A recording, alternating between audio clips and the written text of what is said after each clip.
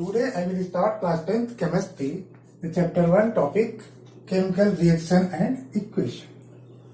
तो chemical reaction, अगर हम केमिकल रिएक्शन को आज हम पढ़ेंगे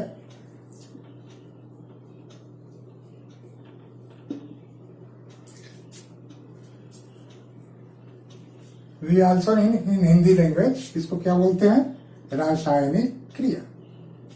थोड़ा थोड़ा हिंदी भी सिखा देते हैं आप लोग को। रासायनिक क्रिया, हमारा केमिकल रिएक्शन क्या होता है।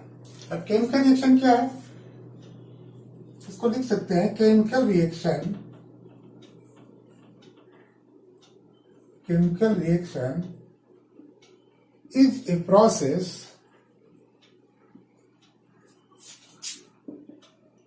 in which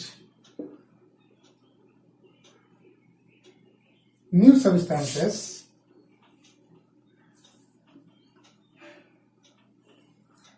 are formed with new properties. New properties. अगर हम बात करें तो chemical reaction is a process in which new substances are formed with new property. अगर हम यहाँ बात करें तो क्या है, हमारा एक नया सब्सटेंसेस प्राप्त होता है केमिकल रिएक्शन में और नई प्रॉपर्टीज के साथ।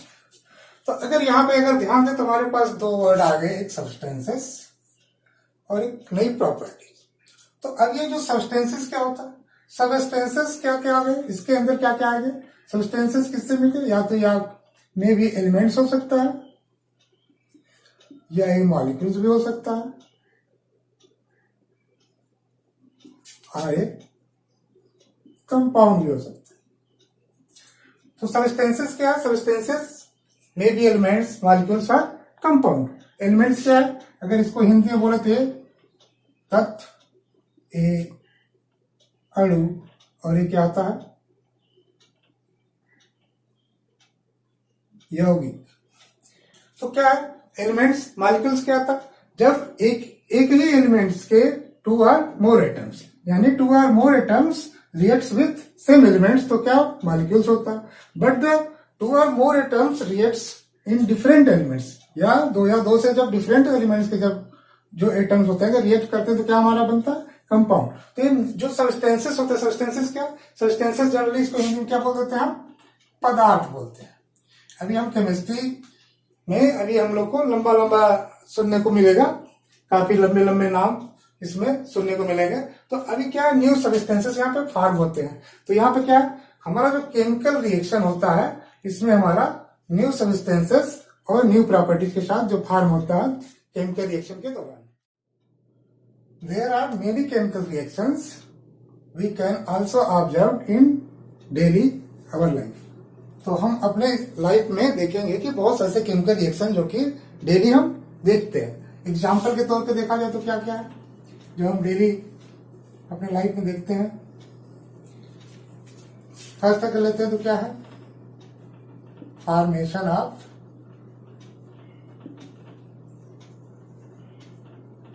Curd from milk. सेकेंड है कुकिंग ऑफ फूड। थर्ड ले लें तो क्या है,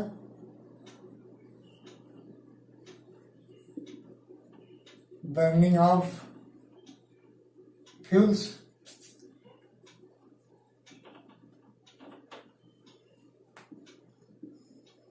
digestion of food in our body,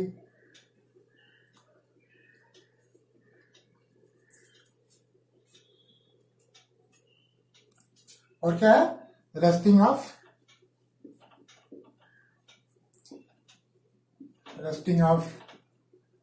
irons,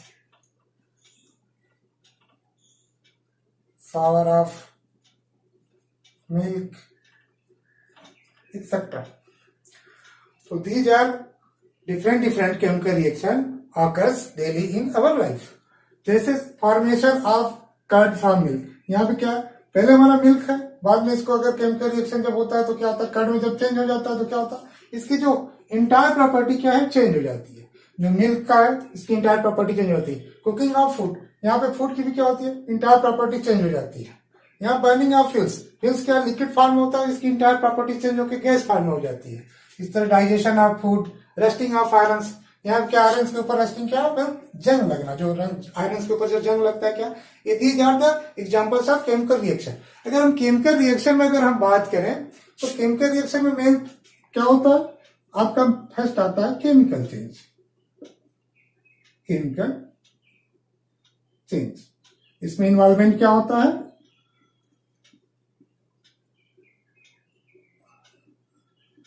chemical reaction में मेन रूप से इन्वॉल्वमेंट होता है वो केमिकल चेंज होता है। अब केमिकल चेंज क्योंकि यहाँ पे पूरी की पूरे न्यू सब्सटेंसेस के साथ न्यू प्रॉपर्टी फॉर्म होती है। अब केमिकल चेंज क्या है, अगर हम पिछले क्लास में देखे तो हमने पढ़ा था फिजिकल चेंज। फिजिकल चेंज में क्या होता है, कोई भी न्यू सब्सटेंसेस और उसकी प्रॉपर्टी चेंज नहीं होती, ना तो न्यू सब्सटेंसेस फॉर्म होता है या तो न्यू प्रॉपर्टी वहां पे चेंज नहीं होती है। हमारा फिजिकल चेंज में क्या होता है कि हमारा सब्सटेंसेस वही रहता है, उसमें प्रॉपर्टी चेंज नहीं होती है। एग्जांपल के तौर पे देखें तो फोल्डिंग ऑफ पेपर है, फोल्डिंग ऑफ पेपर हो गया, आपका मेल्टिंग ऑफ आइस हुआ, यहाँ पे क्या है कि सब्सटेंसेस की प्रॉपर्टी चेंज नहीं हो रही है। बट यहाँ पे केमिकल चेंज में क्या कि यहाँ पे हमारा जो न्यू सब्सटेंसेस फॉर्म होता है, यानी जो हमारा मिल्क था, इसके बाद जो कर्ड बना है हमारा बिल्कुल न्यू सब्सटेंसेस है और इसकी properties entirely different from the milk. यहाँ पे कुकिंग ऑफ फूड, जब फूड के पहले जो था, अब जब उसको हम कुक कर देते हैं तो उसकी पूरी प्रॉपर्टी चेंज हो जाती है। बर्निंग ऑफ फ्यूल्स में भी क्या होता है, फ्यूल्स जो हाइड्रोकार्बन से बना होता है, ये जलने के बाद क्या होता है, इसकी पूरी प्रॉपर्टी चेंज होकर गैस में चेंज हो जाती है। यहाँ क्या इंटायर प्रॉपर्टी हमारी यहाँ पे चेंज होती है। अगर हम कहें केमिकल अगर चेंजेस होता है तो उसके मेन दो रीजन है। मेन दो रीजन हम कर सकते हैं, फर्स्ट एंड सेकेंड पार्ट में अगर बटे तो एक फर्स्ट है आपका rearrangement of atom, rearrangement of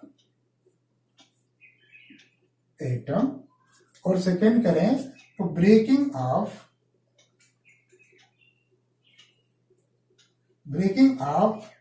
old chemical bonds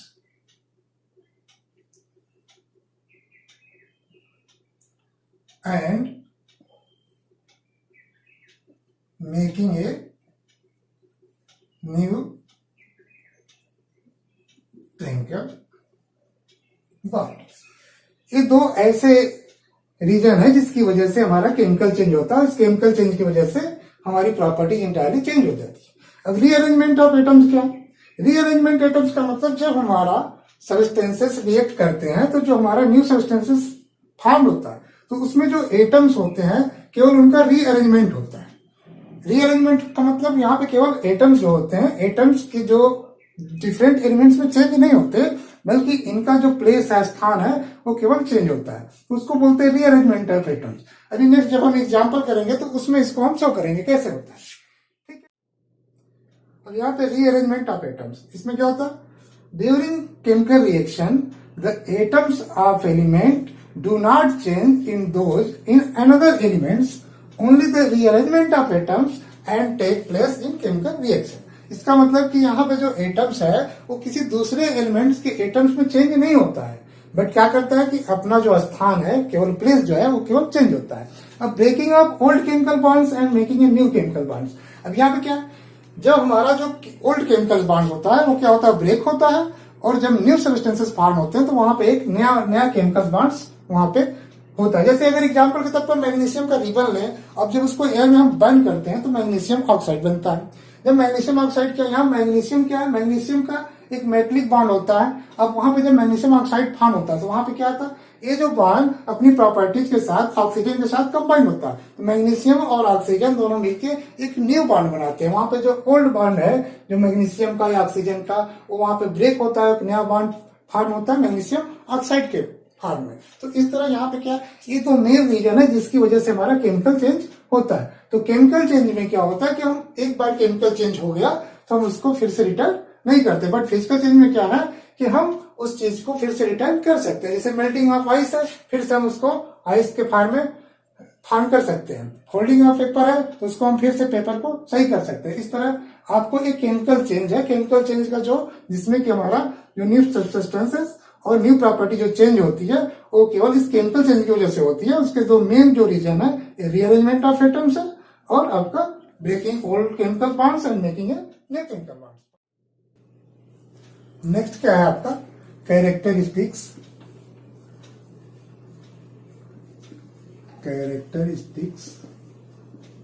of chemical reaction. अभी कैरेक्टरिस्टिक्स क्या है केमिकल रिएक्शन में?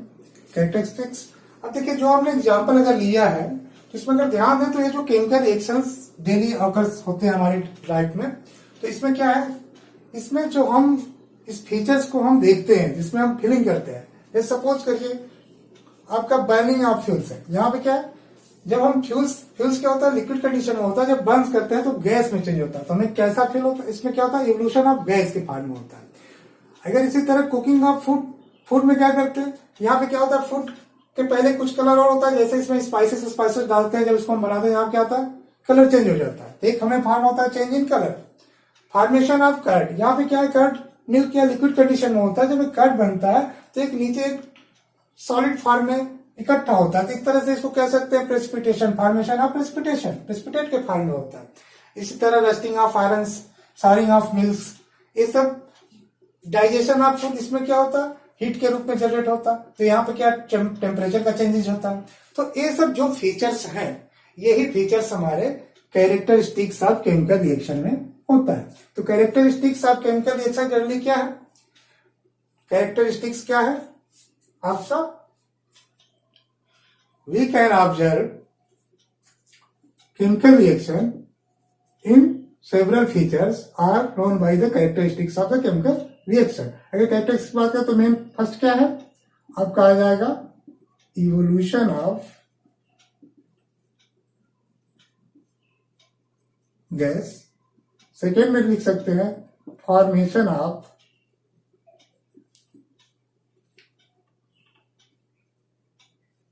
प्रेसिपिटेट। थर्ड में है चेंज इन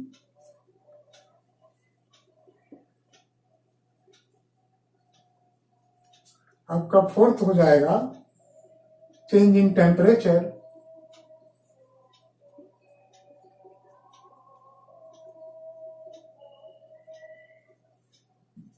और आपका फिफ्थ जो है चेंज इन स्टेट।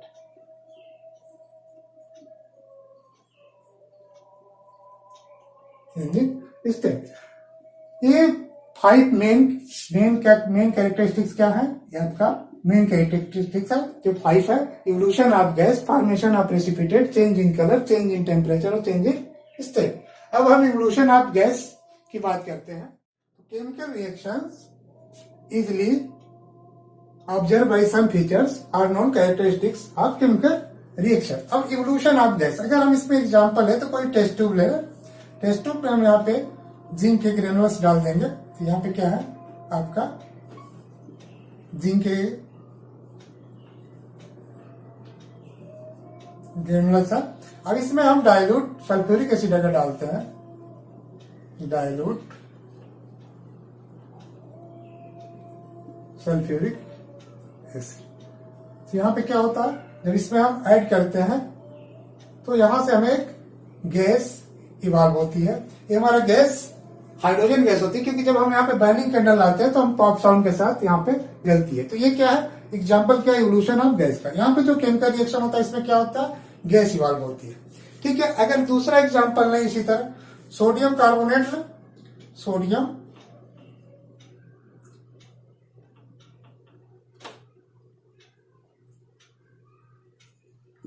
अब इसको हम इसमें डाइल्यूट सल्फ्यूरिक एसिड के जगह बल्कि हाइड्रोक्लोरिक एसिड ले लें,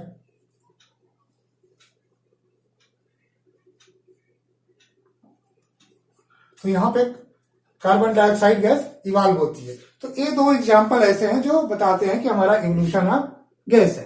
तो इवोल्यूशन ऑफ गैस हो गया।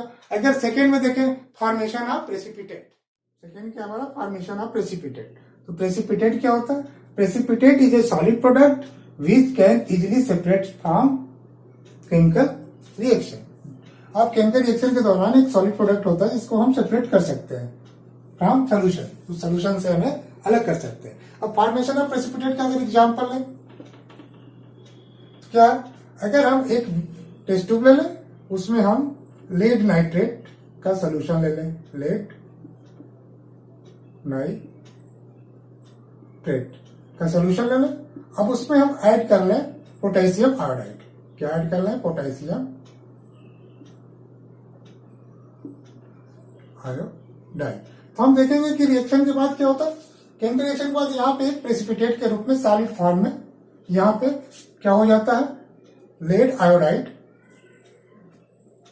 लेड आयोडाइड का एक सॉलिड फॉर्म होता है जो कौन से कलर का हो जाता है?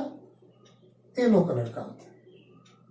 तो ये क्या है? ये प्रेसिपिटेट के रूप में फॉर्म हो जाता है। तो ये फॉर्मेशन ऑफ प्रेसिपिटेट में क्या होता है? यहाँ पे एक सॉलिड प्रोडक्ट के रूप में फॉर्म हो जाता है। इस तरह नेक्स्ट एग्जांपल है, अब बेरियम क्लोराइड अगर ले लें, बेरियम क्लोराइड, अगर इसके साथ हम sulphuric dilute sulphuric acid add करते हैं, तो डाइल्यूट सल्फ्यूरिक एसिड ऐड करते हैं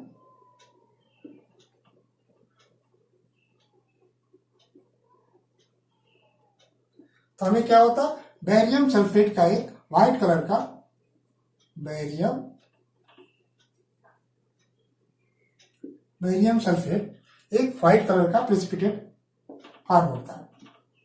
इसको शॉर्ट में हम प्रेसिपिटेट को हम पीपीटी भी कह लेते हैं। तो यहाँ पे फर्स्ट केस में क्या था? जब लेड नाइट्रेट को पोटेशियम आयोडाइड के साथ रिएक्शन कराते हैं तो हमारा लेड आयोडाइड का एक येलो कलर का प्रेसिपिटेट प्राप्त होता है। अब यहाँ पे क्या है? बेरियम क्लोराइड को जब डाइल्यूट सल्फ्यूरिक एसिड के साथ रिएक्शन कराते हैं तो हम बेरियम सल्फेट का व्हाइट कलर का प्रेसिपिटेट पाते हैं। यहाँ पे क्या है?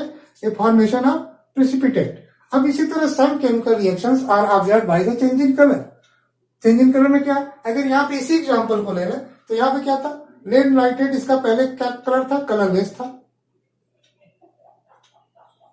अब जब हमें पोटेशियम आयोडाइड के साथ रिएक्शन होता है तो यहाँ पे क्या है? लेड आयोडाइड का येलो कलर का प्रेसिपिटेट प्राप्त होता है। यहाँ पे क्या था? यहाँ पे कलर क्या हो रहा है? सोल्यूशन का चेंज हो जा रहा है। तो यहाँ पे क्या है? एक चेंज इन कलर भी शो कर रहा है। नेक्स्ट इसमें भी आते हैं तो यहाँ पे क्या है? व्हाइट कलर का बेरियम सल्फेट का व्हाइट कलर का प्रेसिपिटेट होता है। यहाँ पे क्या था? कलरलेस था।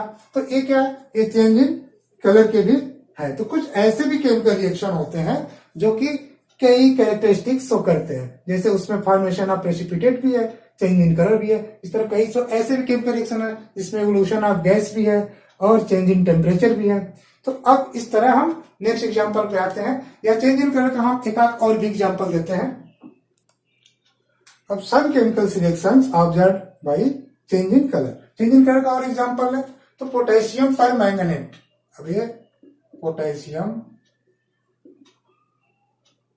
पर मैंगनेट, ये मैग्नेट नहीं है, ठीक है ना? ये पर मैंगनेट, ये क्या है? इसका सॉल्यूशन में हम साइट्रिक एसिड मिलाते हैं। साइट्रिक एसिड, साइट्रिक एसिड क्या है? जो हम घर पे नींबू या लेमन यूज करते हैं वो हमारा साइट्रिक एसिड होता है। तो साइट्रिक एसिड को जब पोटेशियम परमैंगनेट के सॉल्यूशन मिलाते हैं तो यहाँ क्या हो जाता है? ये हमारा जब इस सॉल्यूशन में हम साइट्रिक एसिड मिलाते हैं तो ये हमारा पर्पल कलर, इसका जो कलर क्या होता है? पर्पल कलर का होता है, पर्पल। अभी हमारा क्या चेंज हो जाता है? कलर लेस हो जाता है। तो यहाँ पे क्या होता है? Change in colour. पहले हमारा था कलर पर्पल कलर का था, अभी क्या हो जाएगा? कलर लेस हो जाएगा। तो ये क्या है? चेंज इन कलर शो कर रहा है। इस तरह सेकेंड एग्जांपल अगर लेते हैं, अगर सेकेंड, अब इस तरह पोटेशियम डाइक्रोमेट सोल्यूशन लेते हैं जो एसिडिफाइड रहता है। अगर पोटेशियम डाइक्रोमेट सोल्यूशन में सल्फर डाइऑक्साइड गैस के साथ रिएक्ट कराते हैं तो वहां पे क्या होता है? उसका जो ऑरेंज कलर होता है वो किस में चेंज हो जाता है? ग्रीन कलर में। यहाँ पे जो ऑरेंज कलर है ये आपका किस कलर में चेंज होता है? ग्रीन कलर में। तो ये हमारा there are some examples for the change in colour. तो हमारे some chemical reactions observed by the change in colour. अगर हम फोर्थ पे आए तो चेंज इन टेम्परेचर। अब फोर्थ क्या है मेरा? फोर्थ मेरा है चेंज इन टेम्परेचर। अब इसमें एग्जांपल के तौर पर देखें तो चेंज इन टेम्परेचर क्या है? some chemicals reaction are observed by the changing temperature in chemical reactions. तो chemical reactions का जैसे हम ले लें क्विक लाइम, क्या लें, क्विक लाइम। जब क्विक लाइम जिसको हम बोलते हैं कैल्शियम ऑक्साइड, कैल्शियम ऑक्साइड, अगर क्विक लाइम को जब हम वाटर के साथ रिएक्ट कराते हैं तो क्या होता है, कैल्शियम हाइड्रोक्साइड, कैल्शियम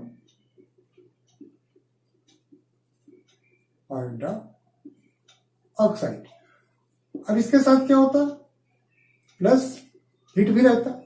तो एक क्या होता है कि यहाँ पे चेंजेज होता है। तो यहाँ पे जब टेम्परेचर हमारा चेंज होता है, चाहे टेम्परेचर राइज करे या फिर डिक्रीज करे, तो यहाँ पे क्या होता है, टेम्परेचर में जब चेंजेज होता है तो हम यहाँ पे क्या कैरेक्टरिस्टिक्स क्या इसके देखते हैं कि इसके टेम्परेचर में चेंज हो रहा है कि नहीं हो रहा है। तो अब टेम्परेचर में चेंज होगा तो ये दो तरह की रिएक्शन करता है, या तो एक्सोथर्मिक होगा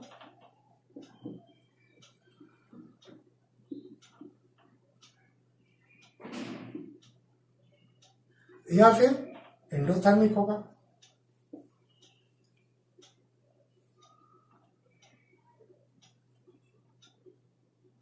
अब एक्सोथर्मिक रिएक्शन क्या है, एक्सोथर्मिक रिएक्शन वो जिसमें कि हमारा हीट प्रोड्यूस होता है केमिकल रिएक्शन के ड्यूरिंग केमिकल रिएक्शन में जब हीट हमारा प्रोड्यूस होता है तो हमारा एक्सोथर्मिक है, और जब हमारा हीट एब्जॉर्ब होता है यानी हीट और देना पड़ता है तो वहां पे कौन सा रिएक्शन बनता है, एंडोथर्मिक। तो अभी हमारा पे क्या पे यहाँ पे हमारा हीट क्या है, प्रोड्यूस हो रहा है। तो अभी क्या है, क्विक लाइम, इसको हम स्लैक लाइम के भी नाम से जानते हैं, ये स्लैक लाइम है और ये हमारा क्विक लाइम है, ये व्हाइट वॉशिंग के काम में भी आता है। तो अभी हम इसमें क्या होता है, हीट प्रोड्यूस हो रहा है तो हमारा ये जो रिएक्शन क्या कहलाएगा, एक्सोथर्मिक कहलाएगा। और अगर हीट ऑब्जर्व होता है तो वो कहलाता है आपका एंडोथर्मिक रिएक्शन। अभी हम और चेंज इन टेम्परेचर का हम और एग्जांपल शो करते हैं। हमने एक एग्जांपल है चेंज इन टेम्परेचर में, तो क्या, अगर हम एक टेस्ट ट्यूब लें इसमें हम जो फर्स्ट एग्जांपल लिए थे जिंक का ग्रेनुलस, अब इसमें हम डाइल्यूट सल्फ्यूरिक एसिड डालते हैं, हमारा इसमें कौन सी गैस इवॉल्व होती थी, हाइड्रोजन गैस। जब ये हाइड्रोजन गैस इवॉल्व होती है तो इसके साथ हीट भी प्रोड्यूस होता है, तो यहाँ पे क्या होता है, टेम्परेचर राइज होता है। तो यहाँ हीट जब प्रोड्यूस हो रहा है तो यहाँ पे क्या होगा, एक्सोथर्मिक। ये भी हमारा एक्सोथर्मिक है, बट कैरेक्टरिस्टिक्स क्या शो कर रहा है, चेंज इन टेम्परेचर, चाहे वो एक्सोथर्मिक हो या एंडोथर्मिक हो। अगर वेरिएशन ऑफ टेम्परेचर में हो रहा है तो चेंज इन टेम्परेचर का कैरेक्टरिस्टिक्स शो करेगा, ठीक है। अगर इसी तरह एंडोथर्मिक का अगर रिएक्शन का एग्जांपल लें इस तरह, तो क्या, अगर बैरियम हाइड्रोक्साइड ले और आपका बैरियम हाइड्रोक्साइड और अमोनियम क्लोराइड ले, तो अगर इन दोनों को रिएक्ट करेंगे तो हमारा क्या, बैरियम क्लोराइड, अमोनिया और वाटर बनता है। अब वहां पे क्या हमारा वाटर फॉर्म हो रहा है, तो यहाँ पे क्या होगा, जब वाटर फॉर्म हो रहा है तो वहां पे क्या होगा, हमारा टेम्परेचर डिक्रीज होगा। तो ये हमारा किसका है, एग्जाम्पल ऑफ एंडोथर्मिक। ओके, अब नेक्स्ट हम आते हैं चेंज इन स्टेट पे। चेंज इन स्टेट पे क्या है, तो some chemicals reactions are observed by change in state.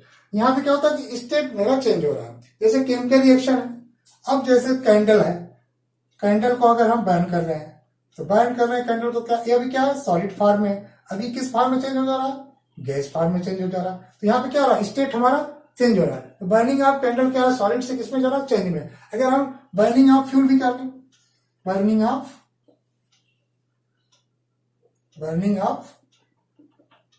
Fuels, ये क्या है, ये लिक्विड फॉर्म में होता है। जब हम इसको हीट करते हैं तो जब हीट करते हैं तो किस फॉर्म में चेंज होता है, गैस फॉर्म में चेंज होता है। तो यहाँ चेंज इन स्टेट यानी अपना स्टेट को चेंज कर रहा है। तो ये these are the examples for the characteristics. There are 5 main characteristics, evolution of gas, formation of precipitate, change in colour, change in temperature and change in state. तो ये हमारे आपके कैरेक्टरिस्टिक्स है। अब न्यू हम करते हैं what is the chemical equation. हमारा सेकेंड क्या है, केमिकल इक्वेशन। अब केमिकल इक्वेशन क्या है, द मेथड ऑफ एक मेथड होता है रिप्रेजेंटिंग करने का जो केमिकल रिएक्शन को रिप्रेजेंट करता है, ठीक है। क्योंकि केमिकल रिएक्शन में हम देखेंगे कि केमिस्ट्री में काफी नाम बड़े बड़े होते हैं जिसको लिखने में हमें काफी लंबा समय लगता है। तो हम क्या करते हैं, उसके फार्मूला या सिंबल के साथ रिप्रेजेंट करते हैं। तो the method of representing of the chemical reaction with its symbol और formula of substances which is involved in the chemical reaction is known as chemical equation. अगर हम एक देखें, हमारा फर्स्ट एग्जांपल था, क्या था हमारा फर्स्ट एग्जांपल था जिंक ग्रेनुअल्स है, ग्रेनुअल्स। अब ये डाइल्यूट सल्फ्यूरिक एसिड के साथ जब रिएक्ट करता है तो हमारा बनता है जिंक सल्फेट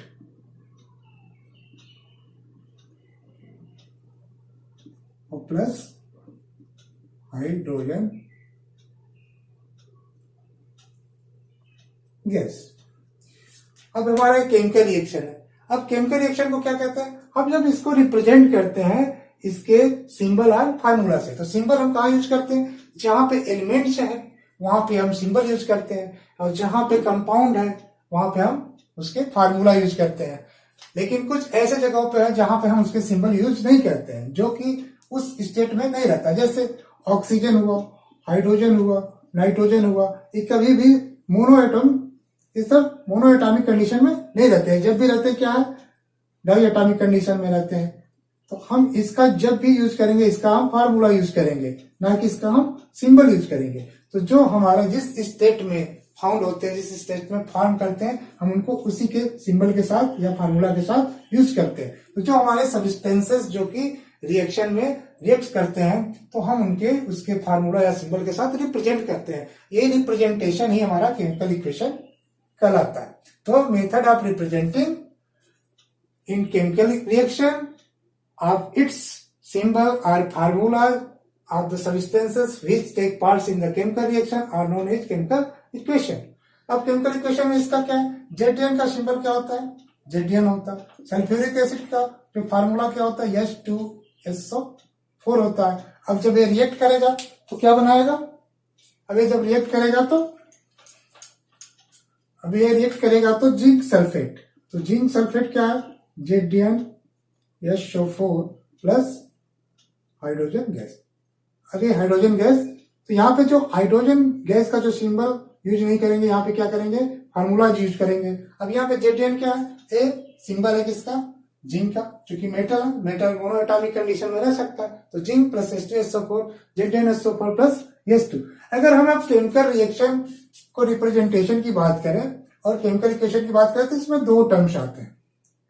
जो इधर के साइड के होते हैं ये क्या कहलाते हैं, रिएक्टेंट्स, और जो इधर के साइड के होते हैं वो क्या कहलाते हैं, प्रोडक्ट्स। ये हमारे क्या हो गए, प्रोडक्ट्स, और ये हमारे रिएक्टेंट्स। तो रिएक्टेंट्स क्या है, reactants the substances which take parts in chemical reaction is called reactants. The new substances are formed as a result, या new substances are produced as a result in the chemical reaction is called products। तो यहाँ पे क्या है, जो substances reaction में participate करते हैं उनको हम रिएक्टेंट्स बोलते हैं, और यहाँ पे हम प्रोडक्ट्स बोलते हैं। अब केमिकल रिएक्शन को हम रिप्रेजेंट करने के लिए क्या करते हैं, हम यहाँ पे प्लस साइन और एरो चिन्ह का इस्तेमाल करते हैं। तो यहाँ पे जो एरो साइन है, तो जो एरो साइन का हेड पोजीशन है वो हमारा प्रोडक्ट साइड को रिप्रेजेंट करता है, और जो इसका टेल साइड है वो हमारा रिएक्टेंट साइड को रिप्रेजेंट करता है। अब ये जो प्लस साइन है ये बताता है कि दो सब्सटेंसेस आपस में रिएक्ट कर रहे हैं, तो उस रिएक्ट करने को हम प्लस साइन से ऐड करते हैं। और जो हमारा प्रोडक्ट बनता है वहां पे कौन कौन से प्रोडक्ट बन रहे हैं वो उसको रिप्रेजेंट करता है, और प्लस साइन बताता है कि ए और ए दोनों प्रोडक्ट एक दूसरे से सेपरेट है। तो हमारा ये प्रोडक्ट्स और रिएक्टेंट्स, तो हमारा केमिकल इक्वेशन को दो पार्ट में बांटे हैं, तो एक रिएक्टेंट्स हो गया, एक हमारा प्रोडक्ट हो गया। तो substances which take parts in chemical reaction is also known as reactants, and the new substances are formed are produced as a result in the chemical reaction is called products. Okay, अब यहाँ chemical अगर equation की बात करें तो हमारे पे यहाँ पे दो तरह के केमिकल आपके इक्वेशन बनते हैं। एक होता है बैलेंस्ड, एक होता है अनबैलेंस्ड। क्या हो गया, बैलेंस्ड और unbalanced chemical equation.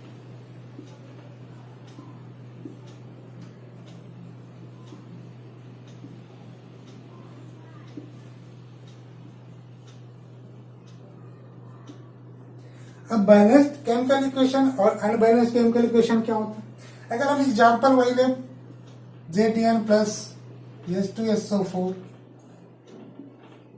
JTNSO4 plus H2। अब इसमें देखिए, यहाँ पे बैलेंस्ड केमिकल इक्वेशन का मीन्स होता है कि numbers of atoms in reactant side and the numbers of atoms in product side if the every element is always equal होना चाहिए। जैसे सपोज करिए यहाँ पे JTN का कितना एटम्स है? सिंगल है। यहाँ पे JTN का क्या? सिंगल एटम है। इधर हाइड्रोजन के कितने एटम्स है? 2 है। यहाँ पे हाइड्रोजन कितने एटम्स है? 2 है। यहाँ पे सल्फर के कितने? 1, ऑक्सीजन के 4, तो सल्फर के 1, ऑक्सीजन के 4। तो दीज आर बैलेंस्ड इक्वेशन। इसका मतलब अगर numbers of atoms in reactant side and the numbers of atoms in the product side are equal, these are called balanced equation. और अगर ए इक्वल नहीं है तो क्या है? अनबैलेंस्ड है।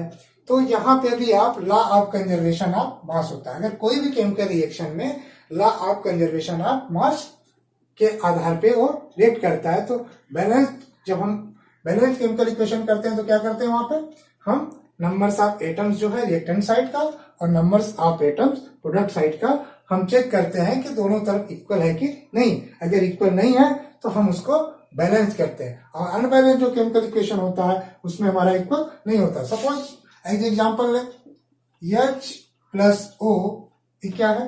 हमारा फॉर्म हो रहा है वाटर। यहाँ पे H क्या है? हाइड्रोजन है, O ऑक्सीजन है, यहाँ पे हाइड्रोजन है। अगर इसको H2 और O2, क्योंकि ये डायटोमिक है तो जब भी होगा फार्मूला के रूप में होगा। तो यहाँ पे क्या है? हाइड्रोजन के कितने एटम्स है? 2 है। यहाँ पे हाइड्रोजन कितने एटम्स है? 2 है। ऑक्सीजन के इधर कितने एटम्स है? 2 है। बट इधर कितना है? सिंगल है। तो यहाँ पे क्या करेंगे हम? यहाँ पे हम 2 से अगर मल्टीप्लाई कर दें तो अब यहाँ पे कितना हो जाएगा? हाइड्रोजन के 4 एटम है। अब यहाँ पे हाइड्रोजन के 4 एटम। अब ये क्या? बैलेंस कंडीशन था। लेकिन इसके पहले अभी क्या था? ये अनबैलेंस कंडीशन था। अभी क्या है? ये अनबैलेंस केमिकल इक्वेशन है। केमिकल इक्वेशन तो है क्योंकि chemical equation represented by its formula और सिंबल। तो यहाँ पे फार्मूला और सिंबल से रिप्रेजेंट है, बट अनबैलेंस है because the atoms of product side and the atom of reactant side are not equal. तो यहाँ पे क्या है? ये अनबैलेंस्ड है। तो हम इसको बैलेंस करने के लिए क्या करते हैं? हम इसमें मल्टीप्लाई करते हैं। तो अब यहाँ पे क्या है कि यहाँ पे 4 हाइड्रोजन के एटम्स हो जाएंगे, ऑक्सीजन के 2 एटम्स हो जाएंगे। इधर भी हाइड्रोजन के 4 एटम्स हैं और ऑक्सीजन के, जब यहाँ पे 2 से मल्टीप्लाई हो जाएगा तो 2 हो जाएगा। तो अब क्या हो जाएगा? बैलेंस्ड हो जाएगा।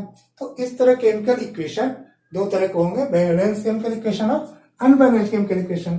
तो हमें क्या करना है? बैलेंस केमिकल इक्वेशन कैसे करते हैं और इसके आगे how to balance chemical equation. अब हम यहाँ पे लर्न करेंगे कि कैसे हम केमिकल इक्वेशन को बैलेंस करते हैं। जैसे एग्जांपल ले लें, मीथेन प्लस ऑक्सीजन ये बनाता है कार्बन डाइऑक्साइड प्लस H2O। अब यहाँ पे क्या है? ये आपका मीथेन है, ये आपका ऑक्सीजन है, ये आपका कार्बन डाइऑक्साइड, अब ये वाटर। अब यहाँ पे क्या है? एक देखिए बैलेंस है कि अनबैलेंस है। तो हम क्या करते हैं? जो भी हमारे रिएक्टेंट्स होते हैं उसमें हमारे नंबर्स ऑफ एलिमेंट्स कौन कौन से? नंबर्स ऑफ एलिमेंट्स यहाँ पे कार्बन, हाइड्रोजन और ऑक्सीजन है। इसके नंबर्स ऑफ एटम्स क्या है? कार्बन, हाइड्रोजन और oxygen. There are 3 different elements है और इनके numbers of atoms are equal to the numbers of atoms of this elements in product side. अगर बैलेंस करता हूं, यहाँ पे क्या है? हम यहाँ पे heat and time method use करेंगे। तो यहाँ पे क्या है? हम लिख लेंगे यहाँ पे रिएक्टेंट साइड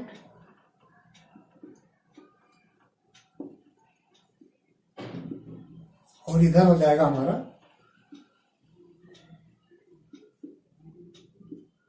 प्रोडक्ट साइड। अब यहाँ पे क्या है?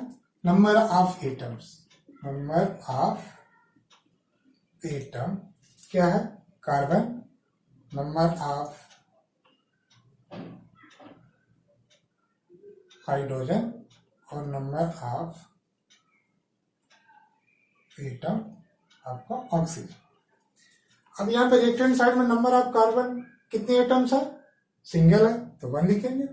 हाइड्रोजन के कितने हैं, 4 है। ऑक्सीजन के कितने हैं, 2 है। अब हम आते हैं प्रोडक्ट साइड में। प्रोडक्ट साइड में हमारे कार्बन के कितने हैं, 1 है। ऑक्सीजन के कितने हैं, 2 + 1 कितने हैं आपके, 3 है। और हाइड्रोजन के कितने हैं, 2 है। तो पहले हम यहाँ चेक करते हैं कि जो हमारे यहाँ पे सिंबल या फार्मूला दिया गया वो ठीक है कि नहीं। जैसे अगर ऑक्सीजन पे यहाँ केवल O होता तो हमको फर्स्ट में क्या करना है, यहाँ पे हमको ऑक्सीजन का जो O2 होता है उस फॉर्म में लिखना है। तो यहाँ पे आप चेक कर लिए। अब हम यहाँ पे देखते हैं कि O2 यहाँ पे कितने हैं, टोटल 3 है। और हाइड्रोजन क्या है, 2 है। प्लस यहाँ पे हाइड्रोजन क्या है, 4 है। तो जब यहाँ पे हाइड्रोजन 4 है, यहाँ के 4 एटम्स है, तो हम पहले क्या करेंगे, यहाँ पे इसको 4 कर लेंगे। तो जब यहाँ पे 4 कर लेंगे तो यहाँ पे क्या हो जाएगा, यहाँ पे हम इसमें 2 से मल्टीप्लाई कर देंगे। तो जब 2 से मल्टीप्लाई करेंगे तो यहाँ पे हाइड्रोजन अलग नहीं है, कंपाउंड के रूप में ऑक्सीजन को ऐड किए। तो यहाँ पे जैसे हम यहाँ पे 2 करेंगे तो हमारे पे ऑक्सीजन का कितना हो जाएगा, यहाँ पे 2 मॉलिक्यूल्स हो जाएगा। तो 2 + 2 ऑक्सीजन का कितना हो जाएगा, 4 हो जाएगा। तो यहाँ पे क्या होगा, जैसे आप करेंगे तो यहाँ पे 2 ऑक्सीजन के एटम्स हो जाएंगे, 2 यहाँ पे एटम्स हो जाएंगे। तो टोटल ऑक्सीजन के एटम्स क्या होगा, 4। बट हमारे कंडीशन में क्या दिया हुआ, 2 दिया हुआ। तो हम यहाँ पे क्या करेंगे, रिएक्टेंट साइड में भी 2 से हम मल्टीप्लाई कर देंगे। तो हमारा नेक्स्ट क्या बन जाएगा, नेक्स्ट बन जाएगा CH4 + 2O2। अब यहाँ पे हो जाएगा CO2 + 2H2O। अब हमारा बैलेंसिंग करें क्या हो जाएगा। अब अगर यहाँ पे देखें तो हमारा क्या हो जाएगा, कार्बन का 1 है, हाइड्रोजन का 4 है और ऑक्सीजन का 4 है। ये हमारा रिएक्टेंट साइड है। और अगर हम प्रोडक्ट साइड में देखें तो क्या हो जाएगा, कार्बन का 1, ऑक्सीजन का 2 और 2। ऑक्सीजन का भी कितना हो गया, 4 हो गया। और हाइड्रोजन का 2 × 2। यहाँ पे हाइड्रोजन के 2 एटम्स है और 2 क्या है, यहाँ पे 2 से मल्टीप्लाई करेंगे तो क्या हो जाएगा, 2 × 2 = 4। तो हमारा हाइड्रोजन के 4 ऑक्सीजन 4। तब हमारा ये क्या हो गया, ये हमारा बैलेंस्ड हो गया, ये हमारा बैलेंस्ड हो गया। तो हमारा क्या है, बैलेंसिंग क्या है, CH4 + 2O2 + इंटू क्या हो जाएगा, जब रिएक्ट करेगा तो CO2 + 2H2। तो हमारा बैलेंसिंग हो गया। बैलेंसिंग में हम क्या करते हैं कि हम ये देखते हैं कि हमारा कौन सा इधर कंपाउंड है और जो इसमें चेंज है, तो हम उसको उसके साथ कंपेयर करके एक एक करके आगे बढ़ते रहते हैं। और भी जब हम एग्जाम्पल करेंगे तो धीरे धीरे क्लियर हो जाएगा। अब इतना प्रैक्टिस करेंगे, उसी के हिसाब से आपका धीरे धीरे करने की शक्ति बढ़ेगी।